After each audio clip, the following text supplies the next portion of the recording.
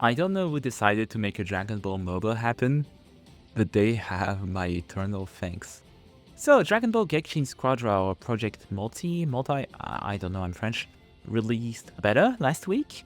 Hopefully it will still be last week when I upload this video. I can take a little bit time to actually publish those.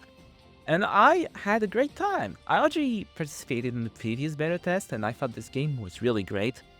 It had a little bit of problems that some people understandably pointed at, and I had fun playing the game. I understood what people were saying, and I think they really improved the game, and from what I saw during this beta test, so I'm feeling a bit confident, and I want to yap about it.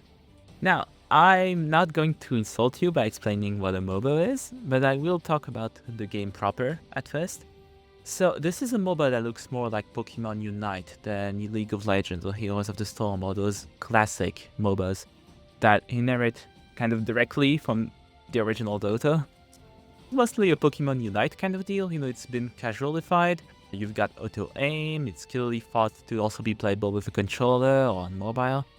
And I would say that's not a bad thing, because first off, when I think of the Dragon Ball audience, I don't exactly think MOBA player. I know that doesn't seem to mean anything, but I'm not sure about that Venn diagram, So having a bit of an easier experience to get into wouldn't be a bad thing. Second off, I like short games. League of Legends is fine, I know it has its reputation, I know that reputation is also justified.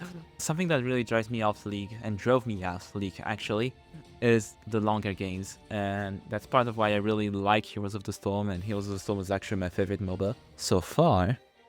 So yeah, I kind of like that format of shorter, easier, more casual MOBAs. And this game is a pretty good implementation. I would say it's still a bit more deep in gameplay than Pokemon Unite, but it's mostly due to the characters themselves. To be honest, there's also the gameplay mechanics. See, how that works is that you have a team of 4, 1 tank, 1 support and 2 DPSs. So you split on the lanes with 1 DPS and 1 on the roll, and there's not exactly any jungle, so to speak. There's very little action in the middle of the map proper, unless you meet someone there. What happens is that, baseline, the turrets in this game are gods of destruction that you can't attack directly, and you have that little shit stain from Dragon Ball Super Xeno going on the map. There's one for your team and one for your enemy, and when they reach the gods of destruction, they're here for a little bit of time, and you can actually attack the turret. Not directly, but by going under its radius and basically casting skills that use your actual skills as cooldown.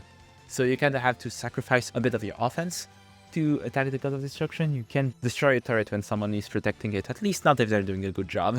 You can try and find ways to dive in the turrets still, but you have to be trickier about it, which I really do appreciate.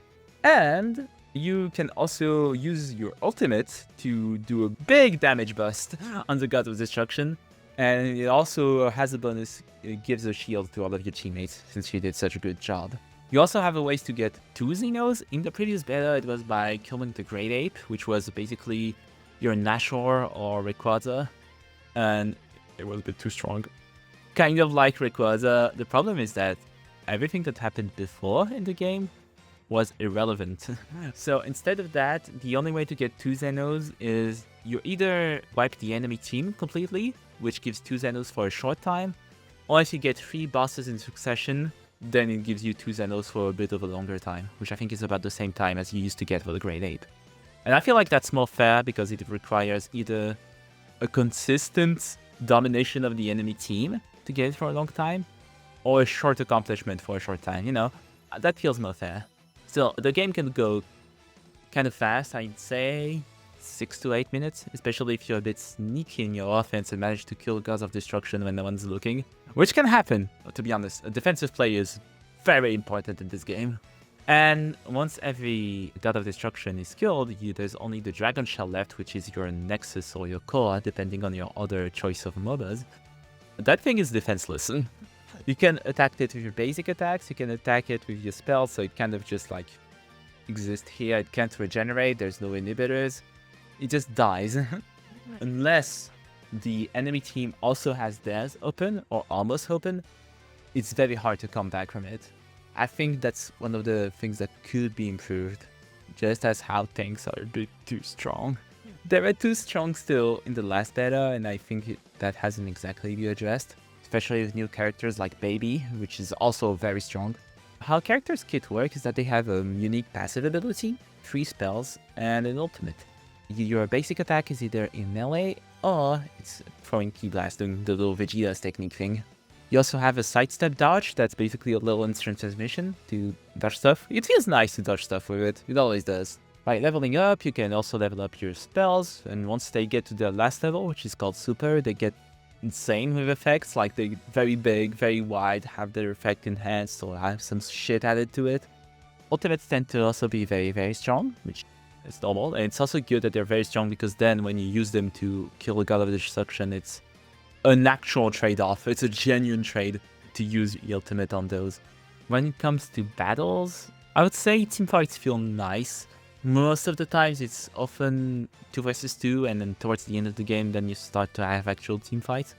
But they're fast, they're fun, no one feels too squishy, and aside from tanks no one feels too resistant. I really like some characters kit also, like last beta they were pretty much run-of-the-mill characters to just have a kind of a base roster going on. This time around they did more unique things. I really like Baby, he's basically like the mix between Viego and Yuumi from League of Legends, and yes, that's terrifying. He's a tank with not a lot of max HP compared to the other ones, but you can enter your allies to heal them, buff them, and then deal damage from them, being safe. Or when you kill enemies with finishers, which is basically a little cutscene that plays when you kill someone with a basic attack, like an enemy hero with a basic attack, then you actually control their hero until they respawn, and it's kind of a second health bar. So even though you don't have a lot of max HP, you have ways to work around it and still tank and still be a genuine menace. And I really like that. The Burrow was also tons of fun to play, especially with Baby, because he's a bit resistant, and when you fight someone, you get to charge a little petrification gauge, and after a while you just spit on them, turn them to stone, and you can annihilate them. And if you kill them with a basic attack, you get a unique little cutscene, and I love that little attention to detail. And it kind of makes sense to me because those are the same devs as Dragon Ball Fusion. So that explains why the little Dragon Ball obsessed we are those. I love them. I'm simple. I like that kind. The models look very nice. Obviously they're not Fighter Z or amazing quality level, but looks very serviceable, very nice. The game feel is great. The visuals are really nice. It feels like a little treat for Dragon Ball fans. It's very serviceable as a MOBA. It's honestly very good. I can say it. It's very good as a MOBA. I hope the game evolves well. I hope the monetization isn't too aggressive. I hope they manage to renew themselves, because I think that's also kind of the stinky points. The game has trouble with repetitiveness, especially if you do big sessions. Like if you do more than 2-hour sessions, you're gonna burn yourself out very fast. Obviously, this is a more casual game. You're not supposed to do 5-hour sessions every day like League of Legends or whatnot. But I still feel like it gets a bit repetitive. They added a system to this beta, which is called Divine Draw. At the beginning of each game, basically, there's 2 modifiers for the game that are rolled. It helps. But after a while, you also know these by heart, and it kind of stops being effective at bringing any sort of novelty to your matches. I think if they added a bunch more modifiers with some rare ones, like let's get crazy, say you can fight the fucking Great Ape, which was removed in this beta. As it stands, the modifiers are too few and far between to actually bring some kind of novelty in the long term. But yeah, really, really helpful for this game. I'll be watching its release, I will be joining it at its release, and I will be streaming probably its release or making some kind of content. Imagine this, making some actually relevant content and not just fucking talking about Sonic Adventure 1, which I still haven't gotten the video out. Somehow I'm being late while still being late. But yeah, love this game. It's part of a bit of a renewal of Dragon Ball as a game IP that I really like. There was Dragon Ball The Breakers, which tried its hand at having that kind of asymmetrical horror game. Horror with big quotation marks. Like Dead by Daylight or Evolve. I think it takes more cues than Evolve. I really loved that game, honestly. I loved The Breakers. I stopped playing it because matchmaking times are a bit long, especially before they introduced crossplay. And also work kind of fills my free time. But I loved it, and I love this game, and I want more Dragon Ball games. that aren't fighting games. Give me a genuinely good online card game. Give me a visual novel. Give me a fucking Professor Layton thing. I want everything Dragon Ball themed. Every genre of game. Make new kinds of game. I don't care.